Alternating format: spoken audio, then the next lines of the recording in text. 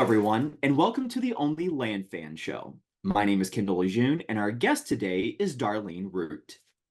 Darlene began her career in real estate at the young age of 19. Over the years, she has honed an incredible ability to spot lucrative investment opportunities and an understanding of market trends, which has earned her a respected reputation in the industry.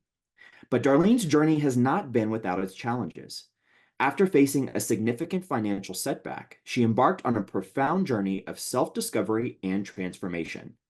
Her investigation into the workings of the mind and nervous system led her to develop the Real Mindset Method, a groundbreaking approach that has helped countless professionals use a three-step process to unlock the part of their brain to break through barriers and create their wealth identity so that they can achieve remarkable success and financial independence. Darlene, thank you so much for joining us. How are you today? I am fabulous, Kendall. I have been looking forward to this all day. So grateful that you invited me to empower and inspire your fans and your students. So great to be here. Oh my gosh, it is just an honor to have you here. This is one of my favorite topics. Today, you're here to discuss how to unlock your brain to achieve financial independence and the neuroscience of building wealth. So before we get started, before we jump right in, tell us a little bit about your background in the real estate industry. Yeah. So as you said, I started when I was 19, but I'm going to unpack that even further. I was 19, a female in 1979, getting into the real estate industry. And so back in the Stone Ages, in 1979, women were not in the industry, let alone a 19-year-old kid. And when I was 19, I was still living at home. I had the audacity to get into real estate. I didn't do it by design. I did it by default. My sister, bless her heart, dragged me kicking and screaming because I wanted nothing to do with working. I wanted to live free, right? I wanted to be a musician. And we talked about that. I'm a musician at heart and did enjoy a musical career along with real estate investing. So I got the best of both worlds. But so when I started, we were going into the second recession of that decade.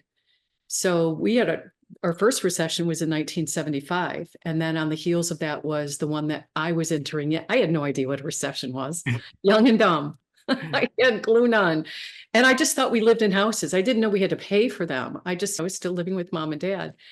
And as we got into the early 1980s, that's when interest rates went to a recorded 15.8%. And I had seen them as high as 15.5. And we started doing creative investing and we cut our teeth on that. And I'm so grateful for that time because I was naive, which was good news, bad news, when I started getting into real estate investing and everything, the economy was a bit bizarre. I was able to navigate all of those upturns and downturns and possibly coming to a country near you. So now is the perfect time to learn how to use neuroscience and the brain and the nervous system to be able to govern yourself for the journey that we could be facing ahead. As you've stated, I had the fortunate circumstance of losing a huge amount of money. I did not look at it as a benefit at the time, but as I started to do this work with a couple of mentors, I now look at it with love and gratitude because had I not lost that money, had I not been betrayed, I would not be doing what I am doing right now. And that is empowering and inspiring others to step into their wealth identity and create strategic income for themselves.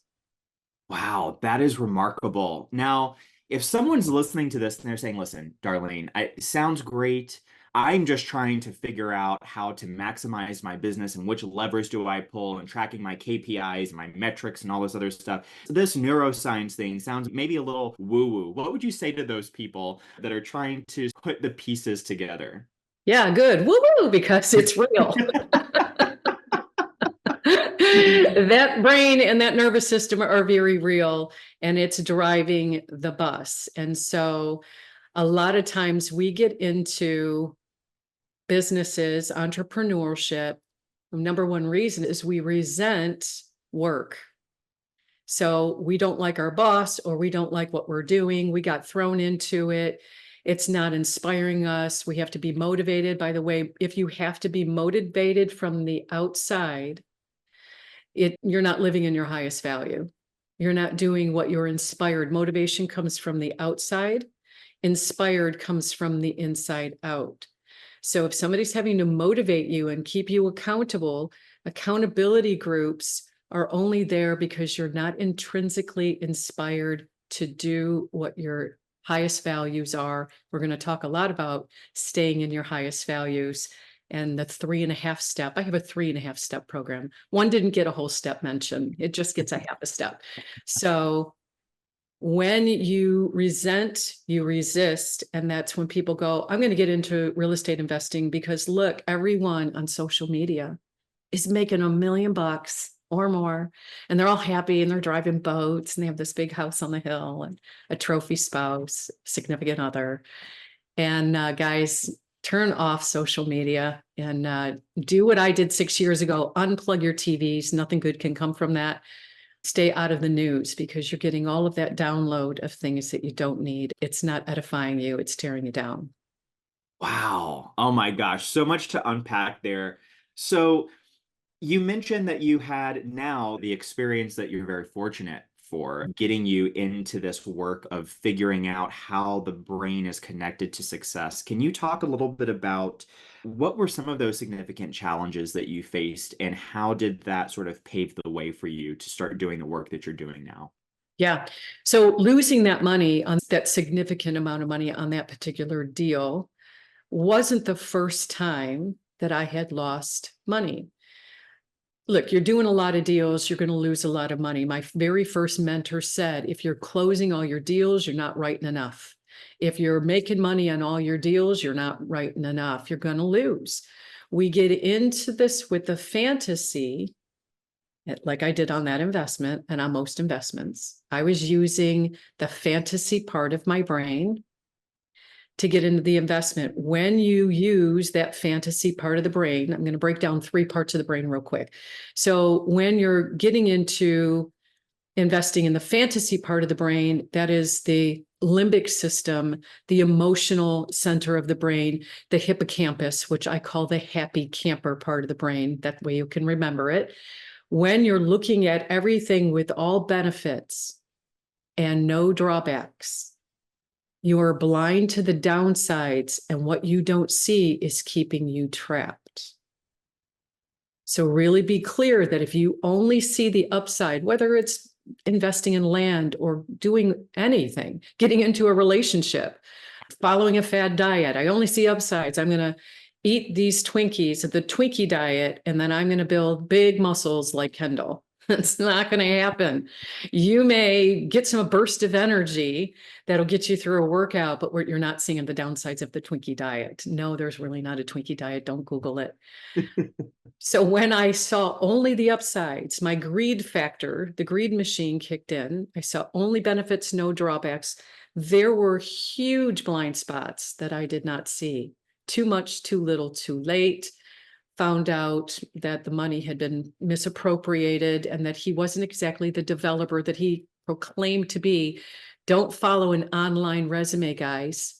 You can doctor those things up all day long.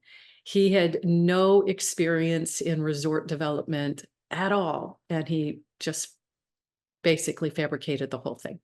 Now, he was a builder at one time. He had his builder's license revoked, but we didn't dive deep. The best time to do your due diligence is not after the fact, it's before the fact. So if you see all upsides, no downsides, I did that on pretty much all of the investments. We call that sabotage. Sabotage is a gift. Limiting beliefs are a gift. I know you guys are like, she's a freak show. Those are telling you that, so let's unpack limiting beliefs first. Limiting beliefs, if you identify it as a limiting belief, you now understand that having that belief that you believe is limiting won't get you to where you need to go. So you're aware, that's a gift. Now I'm aware that this limiting belief, whatever it is, now what you're going to do is you're going to try to layer a new belief over that. It doesn't work that way. You can't layer a new belief over an old one. You have to go into the neural network of your brain. Your brains are neuroplastic. Nerves that wire together fire together.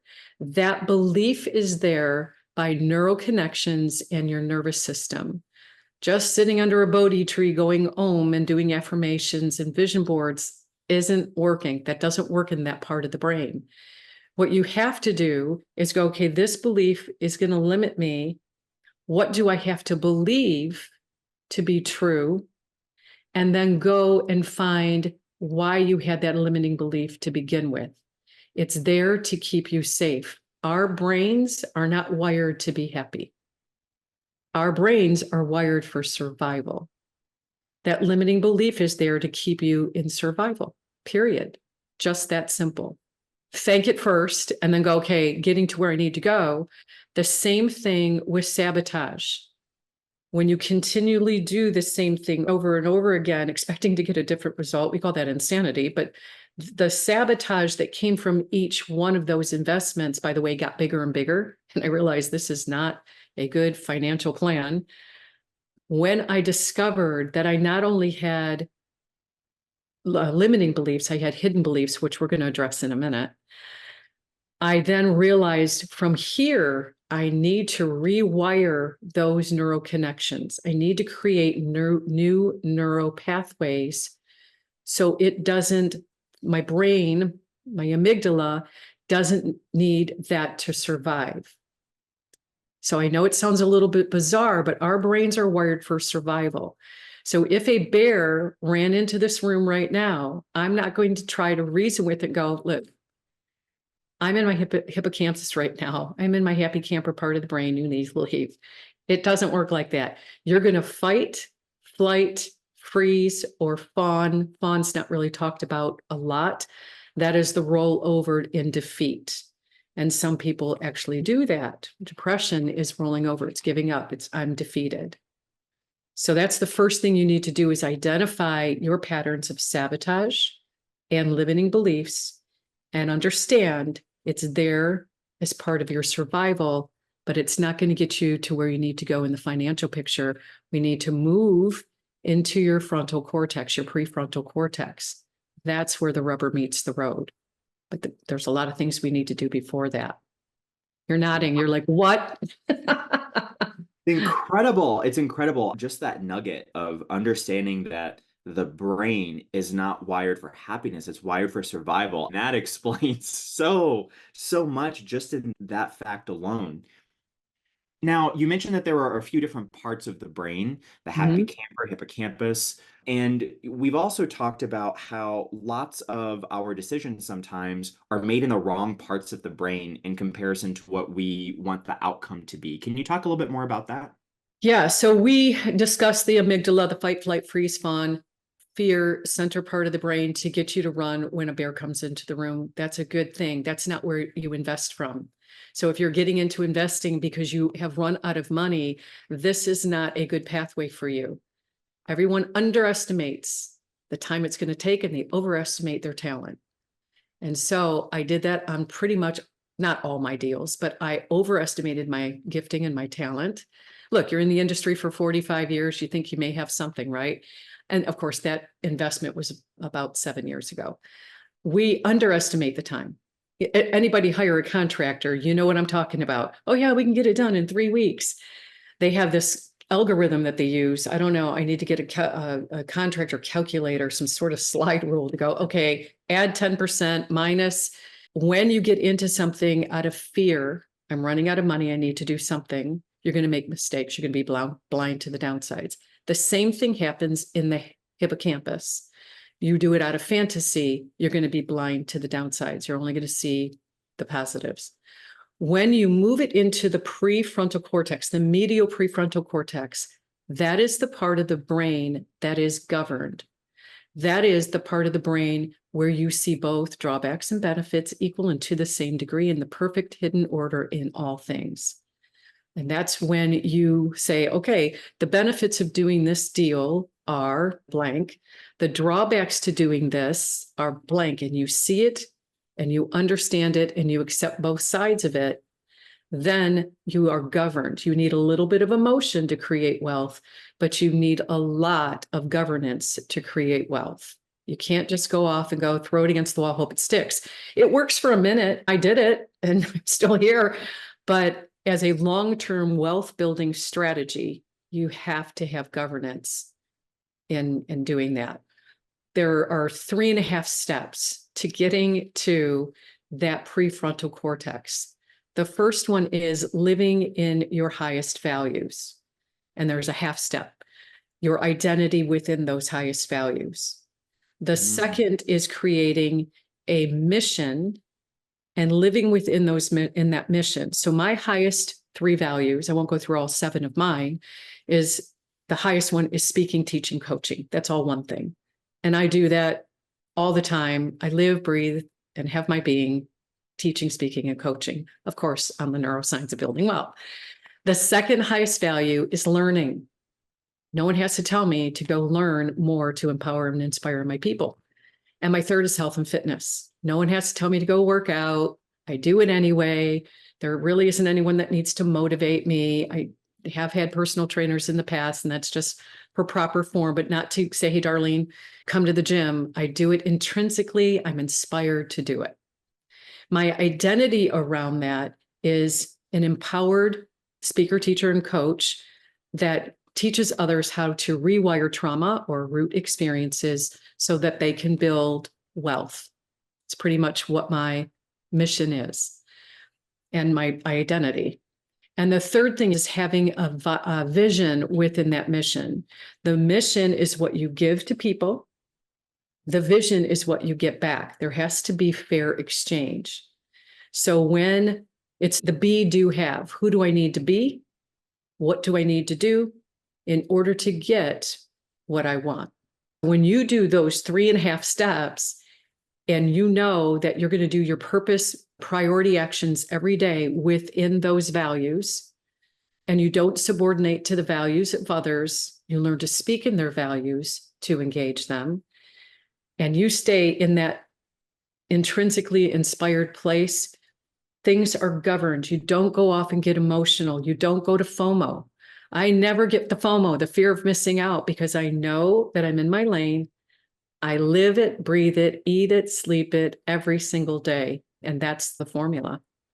That is beautiful. Now, if someone's listening to this and they're like, you know what? I'm just trying to make it. I'm just trying to make some money in my business. I'm just trying, I don't even know who I am right now because I'm just trying to survive. What would you say to those people? How can they go about starting to unpack what are their highest values and how does that inform their identity? Yeah, great question. I do a value assessment. Obviously, don't have time to do that right now. Hit me up. I can go ahead and walk you through that. The best thing to do if you're hand to mouth, and a lot of people are, they're scrambling. They feel this impending doom. There's a lot of going on in our economy and in our world. The first thing I would say is honestly unplug your TV. Best thing I ever did 6 years or 7 years ago. I only watch documentaries and YouTube. I watch Kendall because I love your show. I do things that I know are going to edify, inspire, and empower me. I don't need a motivational speaker because what I'm going to wind up doing is having to go through this dopamine burst by being motivated. Now, you guys have all been there, right? You go to conference and you get there and you get so motivated. The teachers that do it live with passion and you go and buy all their stuff and then you go home and you take the wrapper off. You don't do that anymore, but back in the day we had cassette tapes, guys. You take the wrapper off and you look at the workbook and you go, good, I'm going to do this. And you write all those goals out. You do vision boards and you do affirmations. And about 3 days later, that's really the truth about neuroscience, the dopamine starts wearing off. And then you go, I just spent all of this money. I knew what I was doing, but what was I thinking? And now you get into fear because your significant other said, I can't believe you did it again. You bought all these courses and now you're not following through. You did it because you feared of missing out. So there's only 2 fears. People say there's 7. I make things simple. So you have a fear of gaining something that you resent from the past, or you have a fear of losing something that you are addicted to now, addicted to, infatuated with, whatever word you want to use. Only two. It's the forward and the backward. When you bought it, you had a fantasy of your future because you feared losing money. And now you're addicted or attached to the money, and now you have the fear of losing it. It's that dog chasing its tail. That's when your nervous system goes haywire, adrenaline starts releasing, cortisol starts raising up, and you're in that loop. Your heart starts pounding. We all have been there. Lose a great amount of money on a deal, and you can empathize. Oh no. So the ideal thing is to calm that nervous system down, go right into what are my highest values right now? What is my identity? What is my mission in life? Am I misaligned? Now, I'm not saying go quit your job. That's the worst thing that you can do. Have a plan, a strategic plan to say, I need this for now money, but my mission is to do this, and craft a mission statement, then a vision statement, then goals, then purpose statements within those goals. Unpack it slowly. When you're in your frontal cortex, it can only process in 10% increments. 10%. Don't try to 10x. Your brain and your nervous system, it's going to kick in your sympathetic nervous system. You're going to go hair on fire and implode. Don't try to crush it. Your brain and your nervous system aren't going to like that. Don't try to, what's the other one? Be fearless. You cannot be fearless. My analogy of the bear running in the room. You don't want to get rid of fear. You want to manage the fear by moving into the prefrontal cortex part of your brain. Yeah, that is fascinating. Now, you've mentioned a couple of times unplugging that TV. Mhm. And I have a suspicion from some of our, earlier conversations that a lot of that is because of how it feeds different things about your fears and also may play a role in the subconscious. Can you talk a little bit about that? Yeah, great. So 95% of your beliefs are in your subconscious. You think limiting beliefs were a tackle?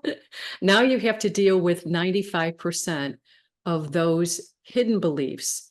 And hidden beliefs are in your subconscious. Some people ask, where's your subconscious located? Point to it. It's part of your limbic system. It's part of your amygdala and your hippocampus, hypothalamus, that part of the brain. They're lodged in there, and they're the ones that are driving the bus, the ones that are running the show. It's not the limiting ones. You already know what they're about. There's a formula to get rid of those. It's the hidden ones. We have to do a belief inventory, find out what they are. And then when you find out what they are, then you can rewire those, change the neural pathways, change those neuroassociations. And it even goes to a DNA level. So if you had a hidden belief, and I uncovered a bunch of them I didn't even know I had. So where does a belief come from? Most people think, okay, great, I have a hidden belief, but where did that belief come from? I'm going to take it all the way back to, you need a perception that creates an identity, that creates an emotion, that creates a belief. Where do perceptions come from? Stimuli. So we have 17 senses, or 17 senses, 5 of which we know: taste, touch, smell, the drill, those physical senses that we know. What are the other 12? I don't have time to go through all 12, but the senses that we had. So when you were created, when you were being carried around in your mother's womb, everything that your mom said, and if the father was in the home, and if you had siblings that were born before you, you hear everything that they're saying. You're not in there just taking a nap, although you are, and we hear things even when we sleep, guys. So understand subliminal programming while you're sleeping. And back in the day, movies used to show Alicia is eating popcorn. So I'm gonna talk about this. Back in the day, when you went to a theater, they would do fractions of a second of popcorn during the movie, and the people in the theater would go buy popcorn. That's called subliminal programming. And then people caught on to it and they were forbidden to use that. TV programming, although I'm not sure whether or not they do those subliminal things, every pharmaceutical ad is a subliminal suggestion that you need Ozempic or whatever that new drug is to lose weight. You don't. You just need to pull food out of your mouth and go exercise. That's a broad brush, guys. No offense to anyone who has an issue losing weight, but everything is a subconscious programming. So your first beliefs start with your parents and your siblings. And then your secondary, you go to school, and then you get the beliefs from the school system and your friends, and then their family's beliefs all merge. And then you get the beliefs of your religion, if you're in an organized religion or a disorganized religion. Then you get your beliefs, so your clergy, whoever that is, and the parishioners. Then you get your beliefs from TV, political parties, and it goes on and on. You get into a relationship. Now you get the culmination of all of their beliefs. So I always say we never have an original thought. It's just a hodgepodge of everyone else's beliefs. And those get pushed into our subconscious. If there is a trauma, at the moment of that trauma or root experience, there's a disassociation. Some clients don't even know what that trauma is. And after doing a belief inventory, we're able to excavate that trauma and then go in there and create new neural connections to give it a new framework for them. Wow. Wow. So many variables that go into sort of shaping and crafting our beliefs. And you mentioned this belief inventory. If someone is brand new to this line of work and they want to start doing this on their own, figuring out what their hidden beliefs are, what would that process look like? Yeah, great question. When I do a belief inventory with my clients, it's not just about money. At the end of the day, that's what they want to build wealth. But wealth, by the way, is health, money, and relationships. Wheel. It's the wholeness therein. It's not just the financial piece. Most people want financial peace, but I've seen a lot of people make a lot of money and their home life's a hot mess and their health is pitiful. So if you don't have the whole wheel and you only are making money and you're missing the others, you have to have a plan for that. So the belief inventory that I take them through is a real quick process. I will say a trigger word, a word for a lot of people.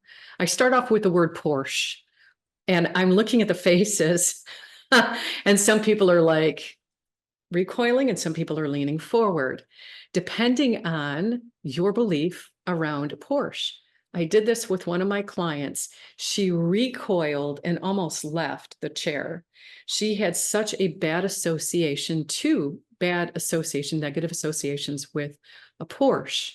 And she went on a diatribe, but it's rapid. You're giving me rapid, write it down, don't think, whatever comes, let your pen write, your brain follows. And so all of the things, and then I have you grade them. More positives than negatives, more benefits than drawbacks. And there are times where people will look down and go, I wrote that. I didn't even realize that was part of my belief system. Those are the hidden beliefs that come and bubble up when you do the belief inventory. You could do it for yourself. Set a timer for 60 seconds and then just take a trigger word. Porsche, you can start off with Porsche. And if you write the word red, okay, red, Porsche, or accident. One guy wrote down broken neck, had an accident, wrote broken neck. And then he had some anger. So we then branched. He had some resentment toward the person who hit him, drunk driver. And we had to go ahead and rewire that. That resentment, what you resent, you resist. Resentment pushes money away. So if you have resentment toward things, it's a vibrational frequency, the opposite of money. So if you're pushing things away, you're not making money. Look at what you're resenting. It's a calibration. I think resentment calibrates at 120, if I'm not mistaken.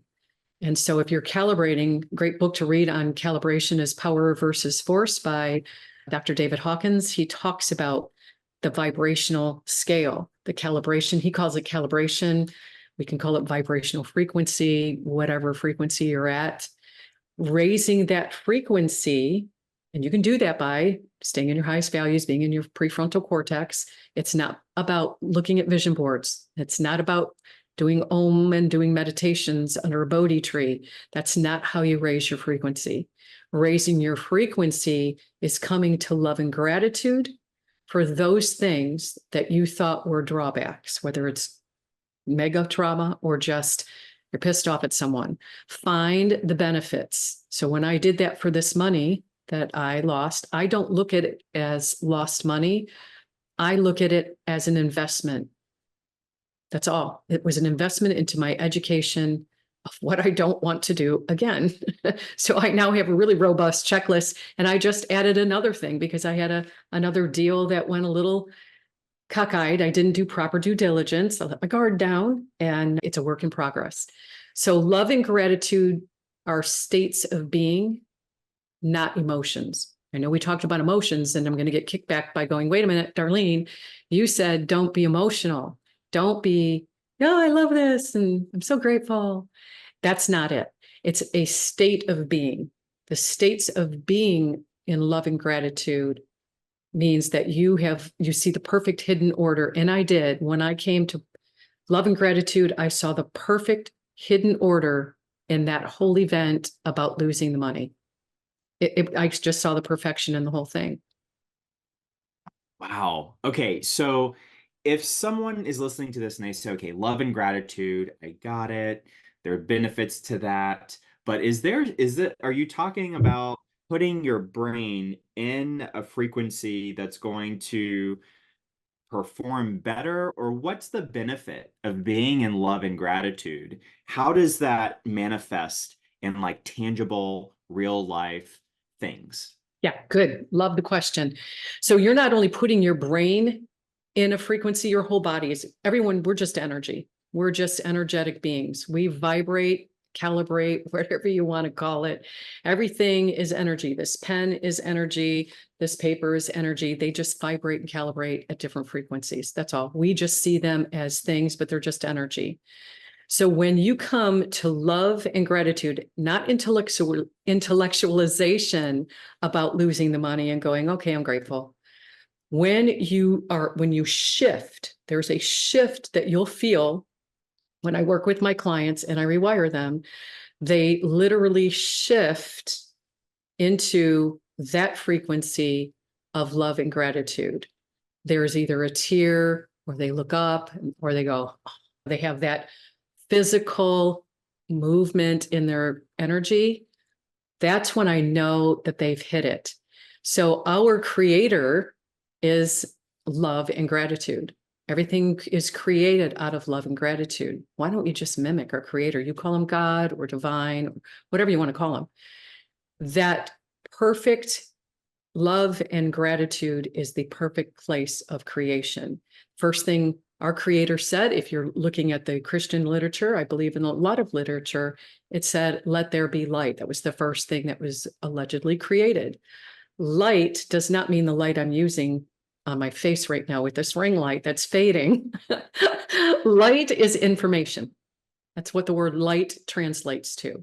So the very first thing our creator created was information, and everything stemmed from that. We are beings of light. We are information. If we're in a frequency of resentment, shame, guilt, condemnation, anger, we are calibrating below 200, and you cannot create from there. And you'll know that you're there when you say, I need to do this, I have to do this, I should do this, I got to do this, that you're not in an empowered and inspired state. When you get to say, I get to do this, I'm happy to do this, you're raising up in that frequency scale. But when you say, I love to do this, I'm inspired to do this, I'm intrinsically motivated or inspired to do it, you are calibrating in that frequency of creation. You can create from that place. Now, here's the disclaimer. You're not just going to go Bewitched or I Dream a Genie. I'm sure you guys have seen the reruns and create on a dime. You could, and no one says you can't. But for the most part, you still have to do the process steps. You still have to go, here's my mission, here's my vision, here's the goals within that mission, Here are the priority action steps I need to take and the purpose steps, and know what your mission markers are. And when I take my clients through it, I take them through they have to do a 200-year goal. And so when you realize it's not about you anyway, when you get that far out and say what I'm doing impacts me and my family, my friends, my society, you go all the way out to the universe, then you realize I'm just a blip on the radar. And that's where you start with that. Wow, I can really create this. That is powerful. Wow. Okay, so let's say someone is working towards being in the state of love and gratitude so they can be in a state of creation. What would you say to someone that says, what's the benefit of that? How is that going to move the needle in my bank account? That's going to move the needle huge in your bank account. Remember when I went back to whatever you resist or whatever you resent, you're going to push money away and creation away. When you come to love and gratitude, you're not in that resisting framework anymore. You're now in the receiving framework. Everything, you're nodding your head. So if I would have resented this gentleman and the lost money, and I did, I stayed there for a couple of years. I stayed in that framework. I didn't create much in that time frame. I was pretty useless in that time frame. When I started doing this work and I rewired that, and rewiring, let me demystify the rewiring. It's a set of strategic questions done in the right syntax and order to have your brain create new neural connections. That's all. We're just creating new neural pathways. Whatever nerves fire together, they wire together. You're creating that in that space. So it's just rapid fire. When you see both sides, polarity. So we all want good, no bad, all happy, no sad, all up, no down. When you come to love and gratitude, you bring it right into balance and you see both sides simultaneously and the hidden order in all of it. That raises your frequency. Now you can start writing more inspired, you create more inspired and do more deals. When that actually happened, more deals started happening because I wasn't in that push and pull and anger and pushing things away. It evened out the nervous system. I went from a sympathetic nervous system, fight, flight, freeze, depression, cortisol, to now a balanced nervous system of serotonin and parasympathetic nervous system, and stayed within that governed state to where you're flowing. You get in that zone of inspiration instead of the zone of desperation. That adds not only years to your life, but also more dollars in your bank account. Hey there, Land fans. If you're enjoying this episode and would like to see more episodes like this, please be sure to let us know by liking and subscribing below. Wow. So this is not just operating from maybe like a law of attraction level where you are attracting certain opportunities. This is literally allowing you to see more opportunities and take advantage of those opportunities that do come along. Is that right? Yeah, thank you for the law of attraction. I'm not the anti-law of attraction. They make it sound like you have to stay in this positive state all the time and all you have to do is visualize it. And I'm going to tell you, I know we've all tried it. We've all done the vision boards, but if you're doing that in an emotional framework, who said it best was Abraham Hicks said, go to the theater of your mind and listen to the music and visualize it. And you're exhausted by the time you're coming out because you're trying to raise your frequency. That is not how you raise a vibrational frequency, guys. That is the antithesis of doing it, because you're in a state of wanting and needing. The minute you need something, what happens? If you want it, you chase something, it runs away. It's a simple formula. Stop chasing it. You can do the vision boards and the affirmations. Don't get me wrong. If you're trying to do affirmations over a hidden belief, I'm fit as a fiddle and I have big muscles or whatever, a big fat bank account, and your hidden beliefs are going BS because you don't even know they're there, it's all for naught. You're frustrating yourself. You really are. When you move into your highest values, mission, vision, and you're using the governed part of your brain and you see the drawbacks and benefits of anything that you're going to do, that is where vision boards and affirmations work. Your vision board should be about your highest values and your mission, not a vision board with, and I've done it, this stacks of cash and a big old boat and a house and all a horse. I don't know. I had all kinds of stuff on there. And some of that, by the way, did come to pass. I was talking to my sister-in-law, Michelle, this weekend, and I said, some of the things I wrote down, they really did come to pass, but it was by the sweat of my brow, not by an inspired movement. So get in that inspired place. You don't have to do the theater of the mind and be all positive all the time. Trying to be positive, and I'm using this pen as the polarity, being positive all the time is going to be, you're going to attract negative at the same time. It's the law of the universe. If you know anything about chaos theory, the universe is always in chaos, and thermodynamics is always trying to bring it into balance. So a little real blurb on that. So if you want all happy and no sad, if you're seeking positive theater of the mind, there are no weeds in my garden, I'm happy. At the same time, what's going on? What is causing sadness? You're going to have to look for it. That was the part I talked about where it's hidden because you're deluded by this is going to be easy peasy, lemon squeezy. And at the same time, something's going on that is going to prove you wrong. And it's happening simultaneously. If you're addicted to being happy, you better find the sad real quick. The universe is serving it up to bring you into balance. If you all want approval, rejection's happening at the same time to bring you into balance. You might as well find it now and come to love and gratitude for it so it doesn't smack you upside the face. So all of those overly polarized control, you're going to get controlled. If you're addicted to freedom, that's what we do when we get into this business. We want freedom, go find where you're trapped. It's there. At the same time, equal and to the same degree. We see it. I'm going to get in. I'm going to have all the freedom. You better figure out all the trap. Find out what can trap you first.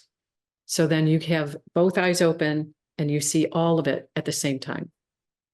Wow. And so once we find, let's say in that example, where we are being trapped, is then the next step to just have love and gratitude for it? Or what do we do in order to bring everything into balance? Yeah. So find the drawbacks and benefits. So what I found in losing that money, I felt trapped. I just lost a boatload of money, and it was self-directed Roth IRA tax-free money in my retirement. That was a double whammy. I was definitely bitter. What I did is I said, what are all the benefits to losing that money? And I had to find, about 150 of them. I had to do it until there was a shift. I don't want to find more benefits than drawbacks, because then you have to tip it the other way. Because if you find more benefits and drawbacks, you're just going to go out and lose more money because you see more benefits than drawbacks doing it. There's the delicate balance. Find out what were the benefits to losing that money. And when I found all of them, I did have that tear of gratitude. And I went, wow, look at my life now, right? Look at my life now. I am so grateful every day. But I don't want to get like too grateful, because I don't want to like, oh, okay, this is the only way to get grateful is to lose money. Find the drawbacks and benefits before you get into something. That's the key. So you don't have to do it after the fact. If you're new into this business and you're getting into it because you hate your job, go find all the benefits to that job. Go find it like tonight. Say, what are the benefits of having this job right now? And then go find all of the drawbacks to getting into real estate investing. Let's balance that nervous system out a little bit. And that way you'll go, okay, the benefits to having a job is I get to put food in my mouth, a roof over my head, and I get to drive a car. If it's that granular. And then find all the benefits to your boss. I know that's going to be fun. And all the coworkers. I told you this is going to be work. And then what are some of the drawbacks to getting into real estate investing? It's time consuming. You may not get your weekends. You've committed to doing this, blah, blah, blah. You told everybody and their brother. Now you have to save face, right? Go find the drawbacks to the business and the benefits to the business. Make sure they're equal and to the same degree. And then build a strategic plan to get there. What is your highest value? My highest value is speaking, teaching, coaching. It so happens to be my mission as well. So that made it easy. But in the beginning, did I just knock it out of the park with clients? No, I still do real estate investing, note investing, right? Sometimes we have to do things that are not in our highest value. So one of the things I just don't like doing is laundry. And so I don't know what it is about folding clothes. I have a basket of it sitting over there staring at me. So I could either hire somebody to come in and just do my laundry, or I could do it myself. And so you link a lower value into your highest value. My second highest value is learning. So when I do laundry, I turn on Kendall's podcast and I'm learning while I'm doing something that is not in my highest value. So those are cool little tricks that you can do to get you through your job. If your job is not your highest value, it's your lowest value, find out what your highest value is, link doing that job to your highest value. And do some action steps to do that. What do I get from that? I get the laundry done and it's not going to mount up. And then my housekeeper is going to go, gosh, do you not clean in between? So you do those linking exercises that'll help you get through that job that you despise. That is really cool. Really cool stuff. So we've talked about a wealth identity. Can you talk a little bit more about exactly what is that? Yeah, good. So your wealth identity, let's talk about now that you know how to be in your governed part of your brain, your frontal cortex. That's the first part, by the way, of discovering your wealth identity is doing the values and then living within those values, the mission, the vision, and your priority steps. But most people stop there. They say, okay, great. So where's my identity? The second thing that I do, so I couple all of those together, is I have you do a financial survival number. So you need to know in the morning, when I wake you up at 2:30 in the morning, I should be able to call you and say, what's your financial independence number? But in the beginning, what is your financial survival number?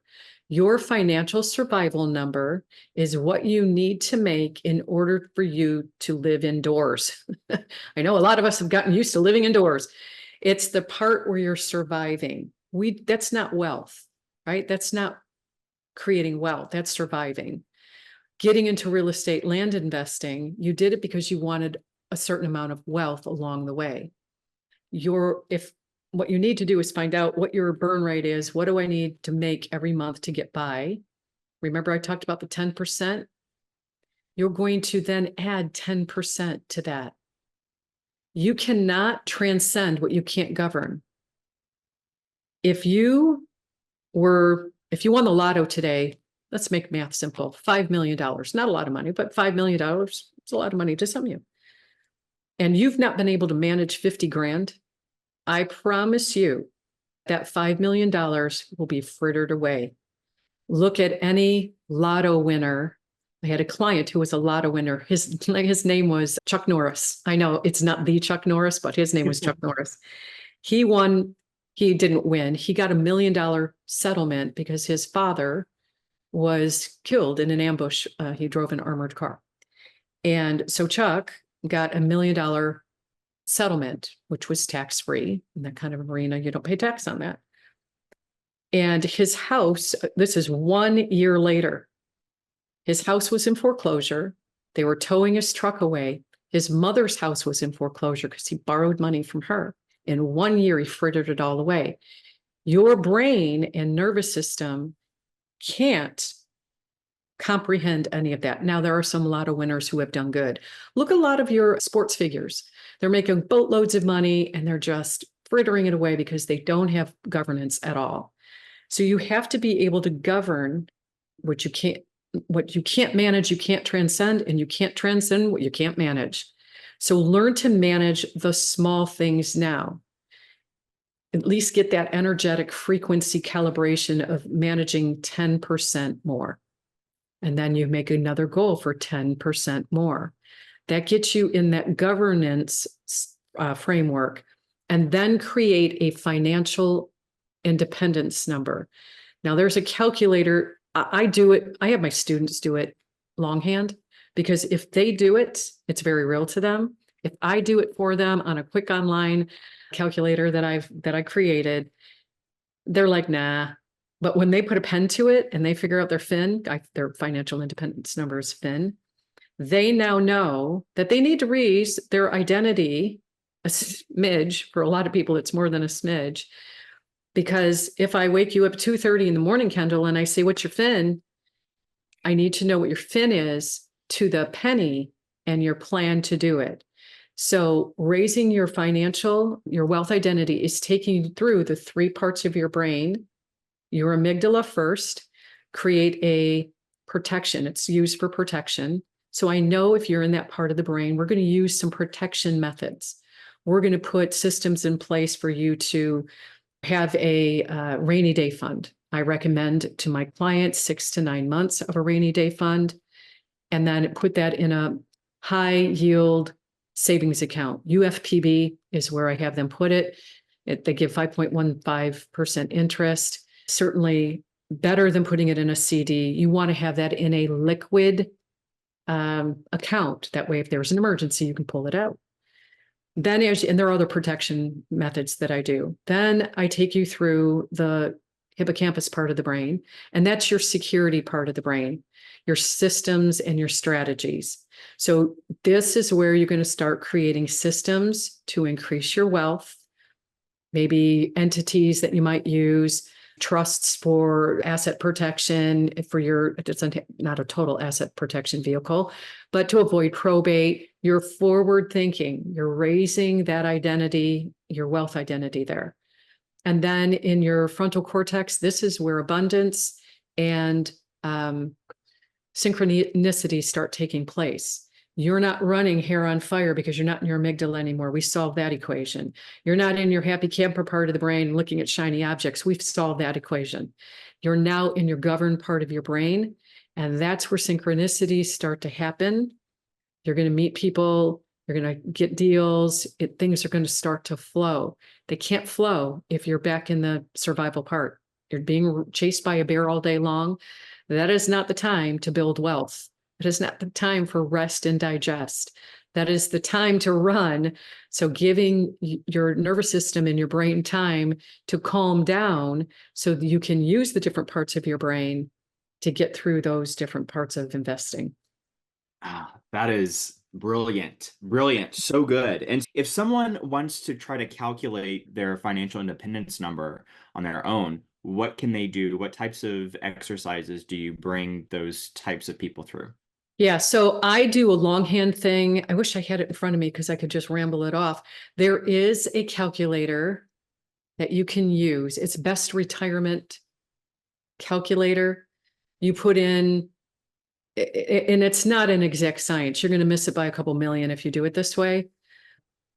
I've gotten to the point where I know your age. You can tell me what you have in investments, and I can calculate it in my head because I've just done it so many times.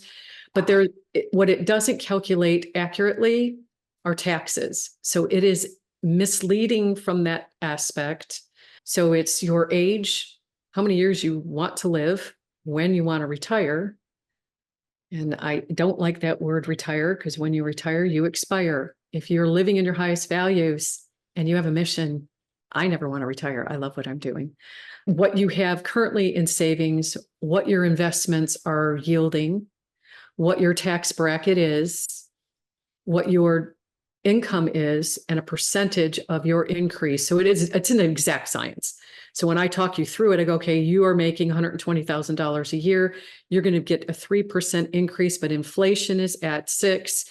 Then we need to do this with your money in order for you to get a hedge against inflation. So reach out to me. I'll walk you through the calculator. It's so much easier. Best retirement just doesn't do it. it'll miss it by a long shot, actually.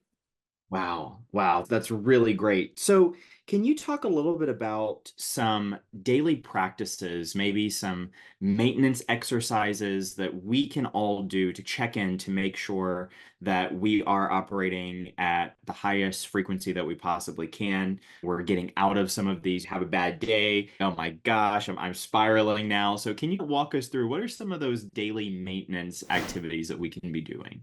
Hey, I get it too, guys. It's not happy camper all the time. Actually, it's not. I do walk around in a gratitude bubble, though. I do look at everything is happening for me, not Mm. against me. And if you can just look at that, look for the perfect hidden order. It's always hidden, unfortunately, but it's always perfect. And so when I look at the chain of events that took place in pretty much everything that I'm doing, I can look back and go, or I can look forward and go, okay, this is happening. What is it protecting me from? Instead of going into a pity party and carrying on and getting all emotional about it, you are activating the wrong part of your nervous system when you're doing that. You're not going to be governed. Get into that governed state, sit down, stop what you're doing, and go, what are the benefits right now to what is happening around me? I got a flat tire. What are the benefits? It could have protected me from an accident further up the road. I could, you might meet the love of your life changing your tire. Who knows what it is? Go look for the benefits in that moment. The minute you break down, go, okay, what are the benefits right now to me breaking down in this car? It could be this, it could be this. Some of it's going to be speculation, guys. It gives me a chance to really be grateful. It might be the most simple thing. Go through 50 benefits right then and there. And in order to get through the benefits real quick, I have a little hack for that. So when you're doing a benefit to anything, I broke down, okay, what is the benefit to that? Find the primary benefit. Breaking down, it allowed me to take a break because I was in a hurry. It probably precluded an accident. What's the benefit to that? So you're going to go primary, secondary, tertiary, and quaternary. So the primary benefit of breaking down or getting a flat tire is I probably avoided something up further upstream that might not see. What's the benefit to that? It gives me a chance to sit down and take a break to find out maybe I should have checked the tires before I left. What's the benefit to relaxing and staying in that governed state? I will know next time that I'm going to check the tires before I leave. And what's the benefit to that? It goes on the checklist. And true story, I do check my tires almost every time I leave because I had two flat tires in the same day. They were doing work here at the condo. And when I pulled out, I got two nails in the tires. And the benefit is it happened before I live in Florida, before I hit Alligator Alley. Had those tires flattened while I was on Alligator Alley, the drawback would have been huge because it was a hot day. I would have been in that sweltering hot car. So I was super grateful it happened before I hit it. Look for the benefits in everything. If you see you're way off in benefits, remember, go find some drawbacks too. This is not always just finding drawbacks or benefits to the bad. Go find the drawbacks to what you seem to be good. And that'll knock Oh, dust off of that. oh, that's so good. Uh, Yeah. So let me ask you this question. If someone's listening to this and they say, you know what? I'm doing all of the things that I know Mm-hmm. that I should be doing in my business. I'm checking all the boxes. It looks like I'm doing the exact same thing that my colleagues are doing. I'm doing this marketing campaign, same area, same mail piece. It just feels like the deals aren't coming. Is there typically something that they are doing or have wired in their mindset that could be preventing them from experiencing the outcome that they want? And what does that typically look like? Yeah. A lot of it is fear. They may not be in a place where they feel confident to get on the phone to ask the right questions. So it's not the list, right? You can give that same list to two different people. One can knock it out of the park and the other one is struggling. It could be your technique, your style, your delivery, your clothes, but it also could be a hidden belief. We're going to go right back there that is precluding you from moving forward. You may have a hidden belief that somebody might have said, you're ripping them off. I've had people say that. Don't you feel bad when you wholesale? Aren't you ripping them off? Now, I could have taken that in a belief and sloughed that off. I immediately went, no, I know that I'm bringing that person value. But if you internalize that now, and that becomes part of your neural network, you're going to push that away. I promise you. It may be a belief that's holding you back. It's not the list. It's never the list. It could be a bad list, but if you're using Alicia, it's not the list. It could be technique, but it could also be an internal framework. She's bowing. An internal framework that money is evil. When I do the belief inventory, I'll say a few key words, and I get a lot of people who have a religious background where money is the root of all evil. The book never said that, guys. The love of money is the root of all evil. Or they have had a parent or a grandparent that they were all about making money and never spent time with them. I have a couple of clients like that they resent money because their father worked all the time and didn't spend time with them. So they equate making money with their dad, not. And you think, no, that doesn't happen. Your brain and nervous system, whatever trauma age you had the trauma, whatever age you were is where you stop growing. So if you had a root experience, a trauma at the age of 6, and it's still there, because there was a disassociation, that is now a trauma. And now you're going to go out into the world and make money. Your nervous system and brain are at 6 years old in that basic state. You may not feel it, you may not see it, you may not know it, but the body keeps score, which, by the way, is a great book for anyone by Bessel van der Kolk. You can intellectualize a root experience all day long and say, okay, I have love and gratitude. But if you have not truly come to the state of love and gratitude, your neural network and your body, every cell of your being remembers that trauma. When you rewire it, it breaks the charge off of that as well. And so Bessel does an amazing job on how trauma actually lives, not only in your nervous system, in your brain, but also in every cell fiber of your being.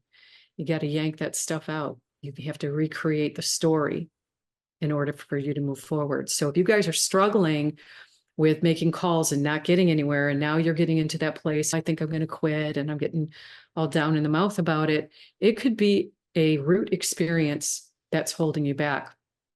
Reach out. Let's work on that. Let's excavate that and get that thing rewired. Oh, wow. Now, you've mentioned before in some of our conversations prior to this that there's actually something that's positive trauma. Can you talk a little bit about that? Because that blew me away when I learned that it's not always just this negative experience that turns into trauma.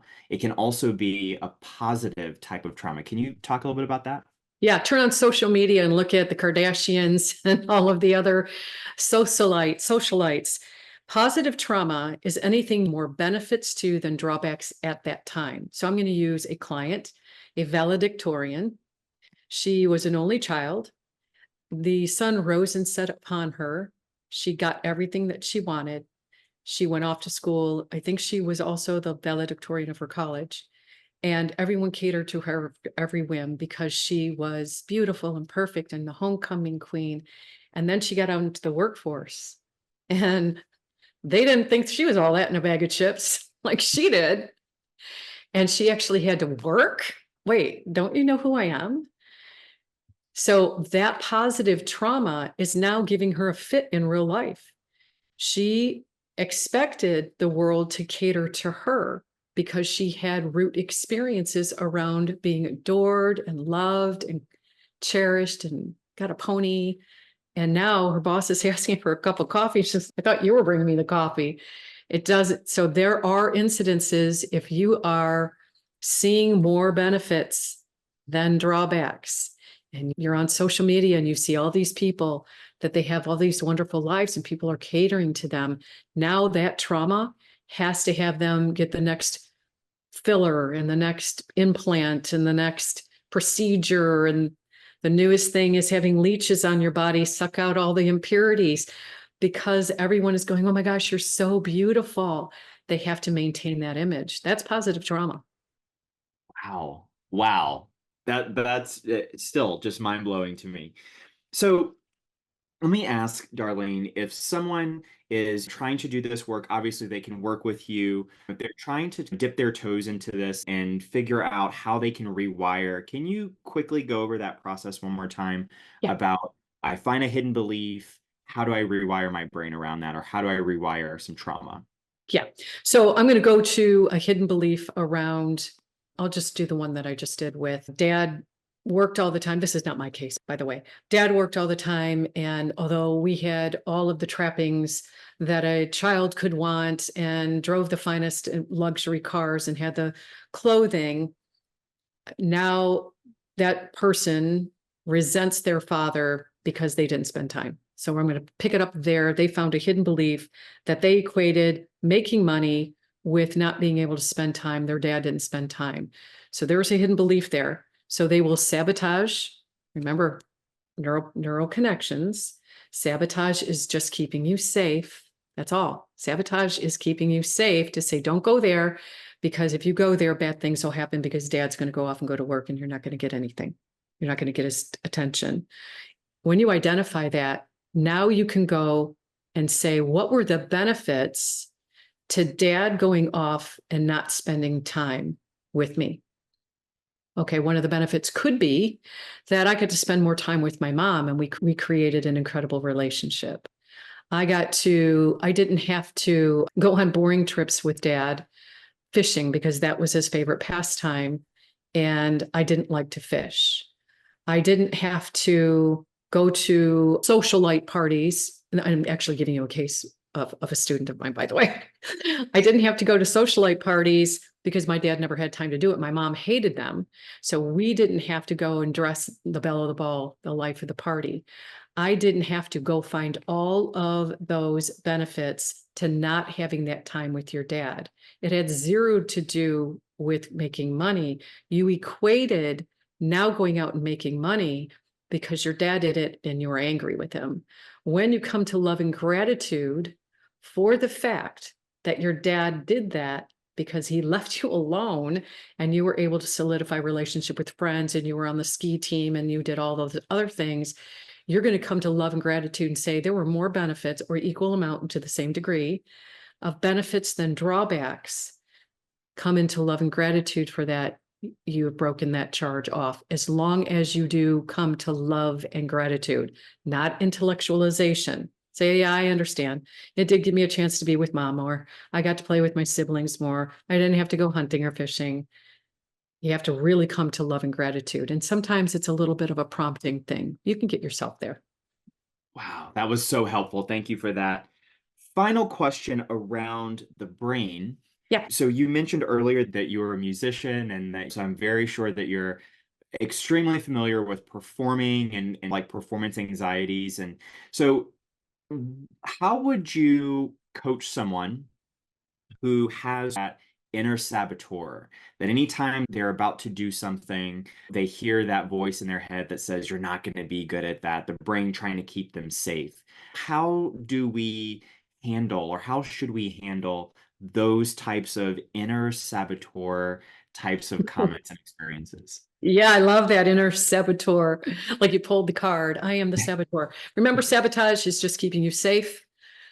Obviously, if you want to move forward for that. And I'm going to tell you about my rewire experience about teaching, speaking, and coaching. So I'll give you that straight out the gate.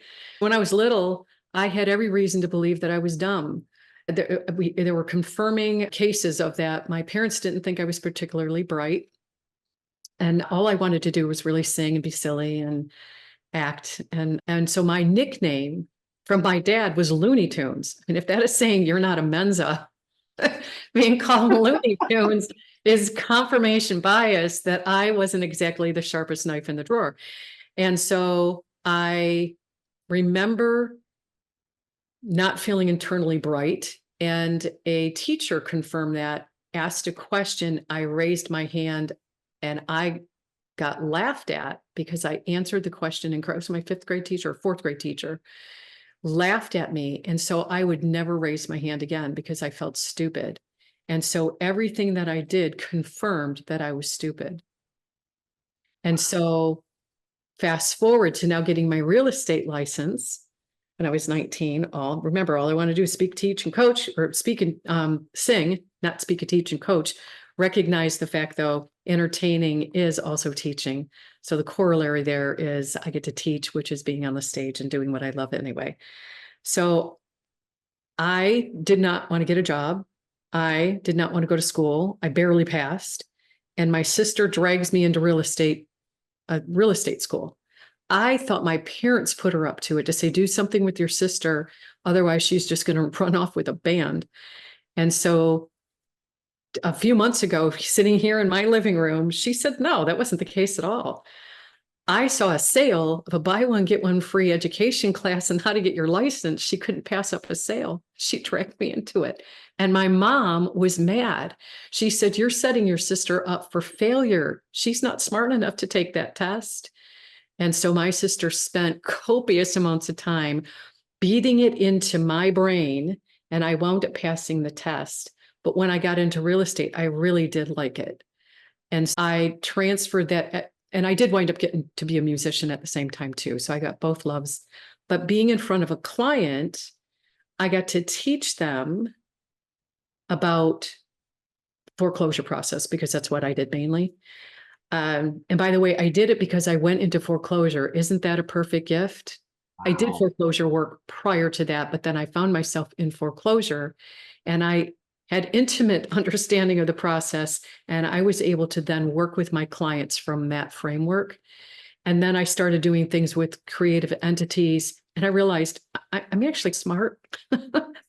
And so what they thought of me was just their misinterpretation based on their perceptions. They saw this silly Looney Tunes little girl not being incredibly bright, but being a musician, you have to have some sort of brightness about you. I just Absolutely. carried it in a different way. My highest value was being an artist, not going and having a job, just over broke, as most people call it. And so that's why having your values, by the way, guys, is super important. Getting that knocked out first. That way, every day when I get up, I'm living within my highest values. I'm not going to subordinate to the values of others. I will have to do things I don't like to do. Just link them to your highest value. That is the best way to explain it. Stay in your lane, stay in your highest values, understand your identity, mission, vision, statement, a strategic plan to get there, know what your burn rate is, find out what your financial identity number is, come to love and gratitude, even for the crap that's thrown at you, and don't get overly polarized on one side. Happy camper, no. Even keel, yes. Be balanced in your nervous system. If you get too far off and you get that dopamine bumping, you're going to have to bring it down as soon as you realize you're gleeful, you're elated. I'm not saying you can't be happy, but when you get into elation, on the other end of elation is depression. That's the opposite of elation, is depression. So if you get totally elated, recognize depression is being hidden right now. Chaos, bringing it into balance. Fabulous. So good. Thank you so much for sharing that. Darlene, I want to thank you for being so generous with your time and your experience. How can we give back to you right now? What resources or connections are you currently looking for? You know what? If you guys want to ask me questions, that's giving back because that's in my highest value, right? Thank you for allowing me to stay in my highest value. That's what I do. I love doing what I do. If you want to reach out, I'll be more than happy to take the conversation further and see what path I can lead you down. Wonderful. So how can people contact you if they want to get in touch with you? Real simple, darleneroot.com. Perfect. Yeah. Perfect. Well, Darlene, I want to thank you so much. We'll be putting that address into the show notes there. And just this has been incredibly just informative and enlightening, and I got so much value out of it myself. Thanks so much. Thank you for joining us, everyone. Darlene, you are absolutely incredible. Thank you. Thank you. This has been enlightening to say the least. So I cannot wait to go back and listen to the recording of this because there's so many nuggets in there. Thank you guys for joining us, Darlene. Again, just I am so thankful for you. All Hey, right, you guys, let's do it again. absolutely. Anytime you name it, we'll do it. We'll do it. Okay. All Awesome. right. Thank you guys so much. Have a great week. We'll catch you in the next one. Bye bye. If you're interested in hearing from other 6 and 7 figure land flippers about how they've built and run their businesses, then check out my group Only Land Fans, where I do a live interview each week inside the group. You can grab that link at the description below. Until then, be great, have a great week, and catch you in the next one.